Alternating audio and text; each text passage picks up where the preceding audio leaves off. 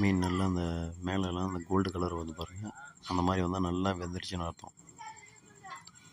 இதுலேயே நம்ம கொஞ்சம் ஒரு கொத்து கறிவேப்பிலையிலேருந்து ஒரு சின்ன துண்டு எடுத்து போட்டுக்குவோம். அப்போ தான் அந்த மீன் வறுத்தது பார்க்கறதுக்கு கொஞ்சம் அழகாக தெரியும். மீன் வறுத்து சைடில் வச்சோம்னாக்கா பார்க்கறதுக்கு அழகாக இருக்கும். கோல்டு கலர் ஆகிடுச்சு மீன், நல்லா வெந்துடுச்சு. அந்த குட்டி மீன் கடல் மீன் இதையும் கொஞ்சம் வறுத்துக்குவோம் நம்ம.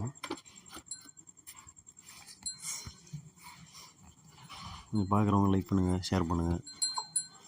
ஏதாவது தப்பாக இருந்தால் நீங்கள் கமெண்ட் பண்ணுங்கள்.